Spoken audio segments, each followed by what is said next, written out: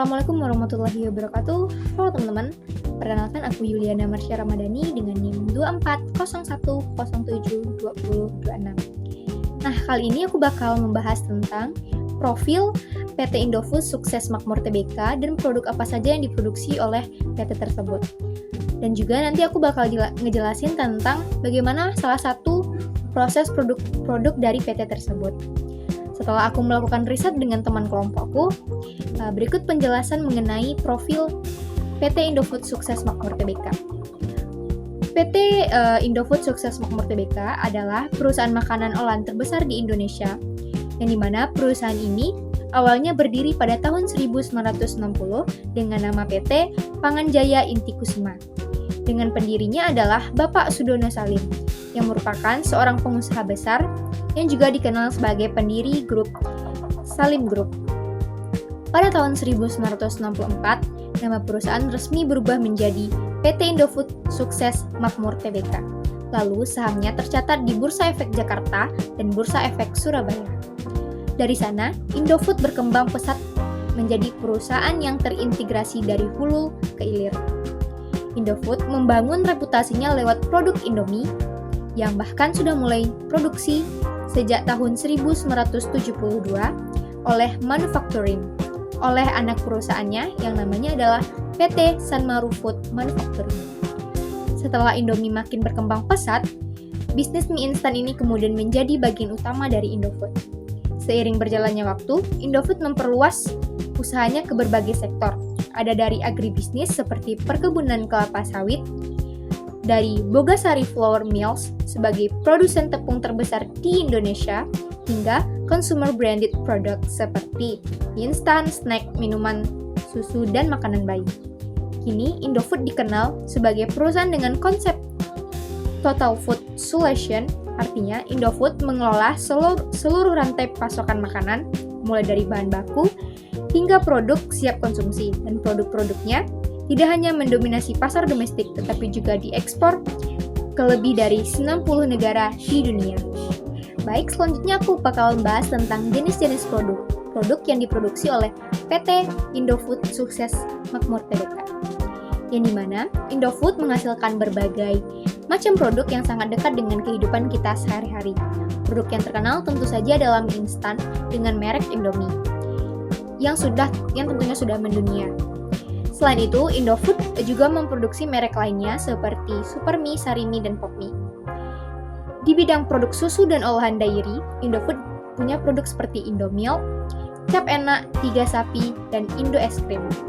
Untuk snack, Indofood juga memproduksi seperti yang kita kenal Citato, Kitela, dan Ciki. Sedangkan untuk bumbu masakan, Indofood memproduksi bumbu racik, sambal Indofood, kecap Indofood, dan saus tomat Indofood. Di kategori minuman, ada produk seperti Club Mineral Water, Ichiocha, dan Fruit Tamim. Indofood juga memiliki produksi nutrisi dan makanan bayi, misalnya Promina dan Sur. Selain itu, melalui divisi Bogasari, Indofood adalah produsen tepung terigu terbesar di Indonesia dengan merek yang sangat dikenal seperti Segitiga Biru, Cakra Kembar, dan Kunci Biru. Bogasari juga memproduksi pasta dengan merek La Fonte. Dan dari sektor agribisnis, Indofood menghasilkan minyak goreng dan margarin dengan merek populer seperti Bimoli dan Palmia. Kalau kita lihat, Indofood benar-benar hadir di hampir semua kategori makanan, mulai dari bahan baku, makanan pokok, jajanan, sampai minuman. Next, selanjutnya aku bakal nampilin video produksi mie Indomie di Indofood. Tahapan pertama, pemilihan tepung terigu. Proses pembuatan Indomie dimulai dengan pemilihan bahan baku utama, yaitu tepung terigu. Tepung yang digunakan harus berkualitas agar produk yang dihasilkan juga berkualitas.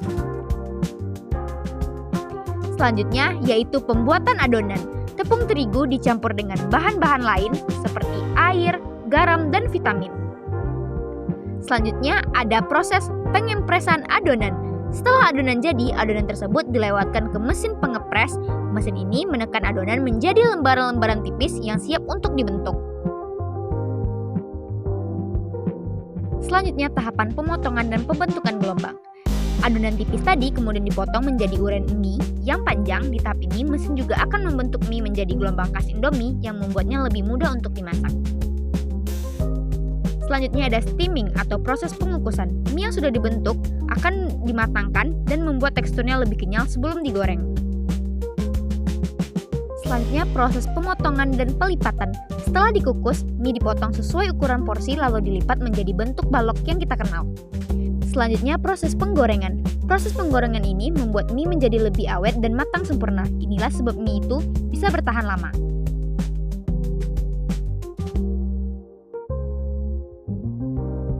Selanjutnya proses pendinginan. Mie yang baru selesai digoreng akan sangat panas, oleh karena itu dilewatkan ke mesin pendingin. Proses pendinginan ini penting agar mie tidak rusak saat dikemas.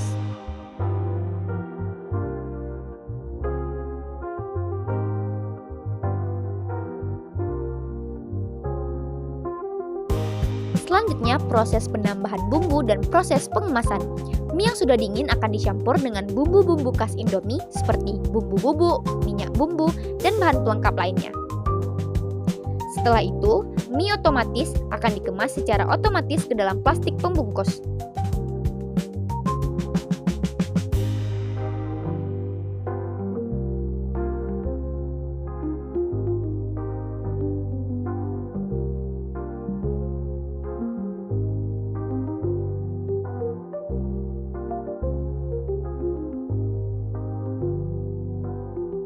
Selanjutnya, proses pengepakan dan penyimpanan.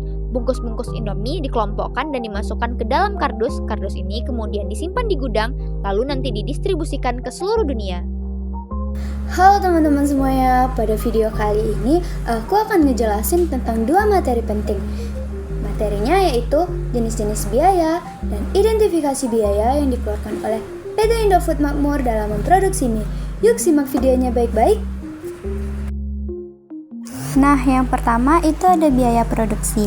Biaya produksi adalah seluruh pengorbanan ekonomi dalam bentuk uang yang dikeluarkan perusahaan untuk menghasilkan suatu produk atau jasa, mulai dari tahap memperoleh bahan baku hingga produk siap dijual. Dengan kata lain, biaya produksi mencakup semua biaya yang terjadi dalam proses produksi.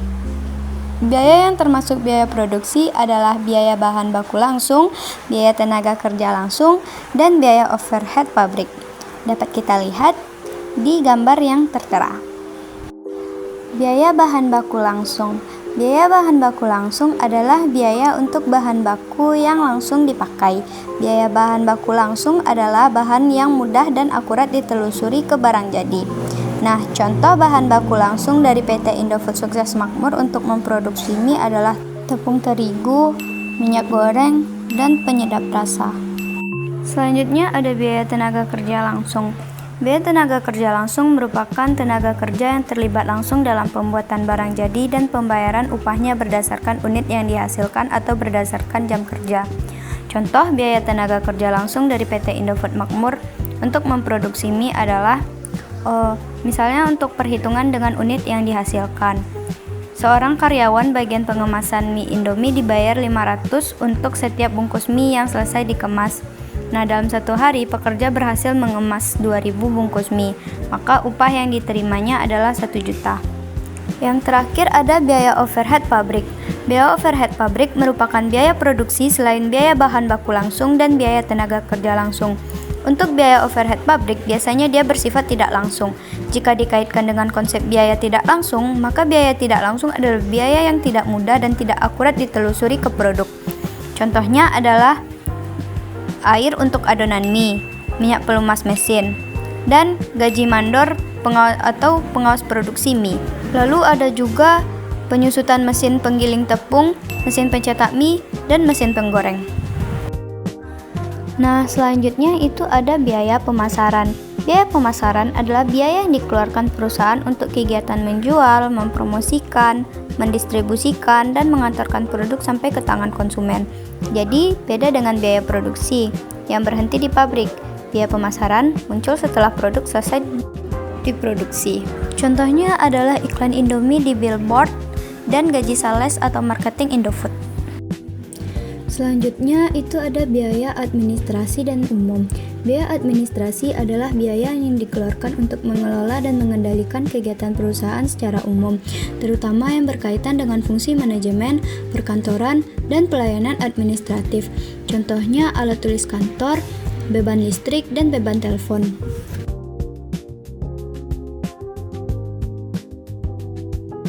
Nah, itu dia teman-teman, video mengenai jenis-jenis dan identifikasi biaya yang ada pada PT Indofood Makmur untuk memproduksi mie.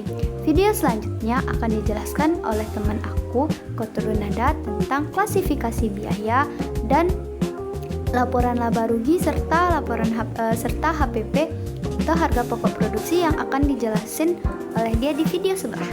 Yuk kita tonton sama-sama. Assalamualaikum warahmatullahi wabarakatuh. Perkenalkan, nama saya Kotrunada, nomor absen 10. Klasifikasi biaya produksi perusahaan dapat dilihat pada tabel berikut.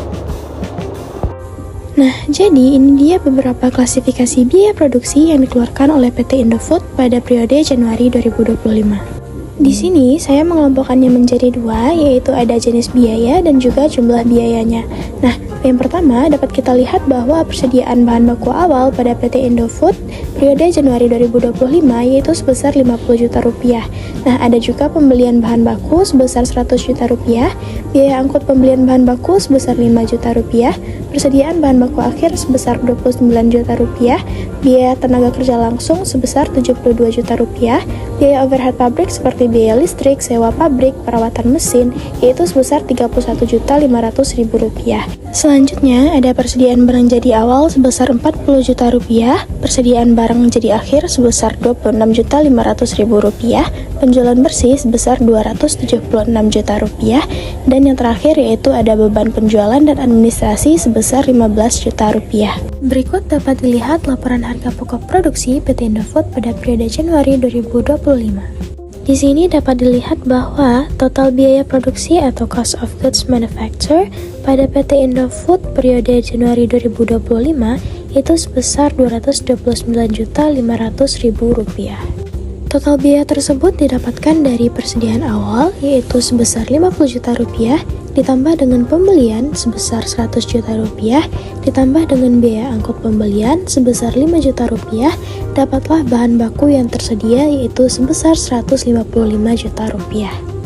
Total bahan baku yang tersedia yaitu sebesar Rp155 juta itu tadi dikurangi dengan persediaan bahan baku akhir sebesar Rp29 juta, dapatlah bahan baku yang dipakai yaitu sebesar Rp126 juta.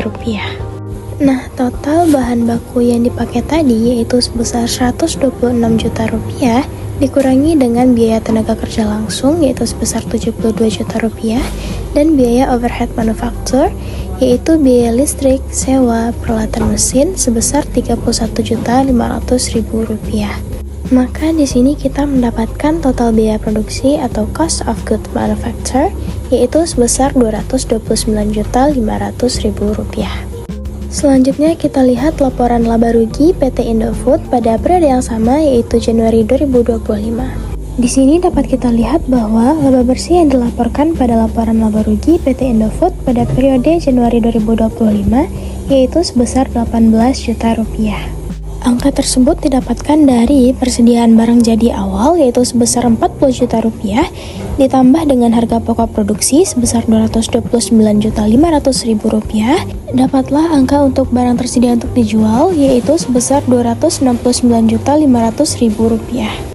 Nah, barang yang tersedia untuk dijual yaitu sebesar Rp269.500.000 itu tadi dikurangi dengan persediaan barang jadi akhir yaitu sebesar Rp26.500.000, dapatlah harga pokok penjualan sebesar Rp243 juta.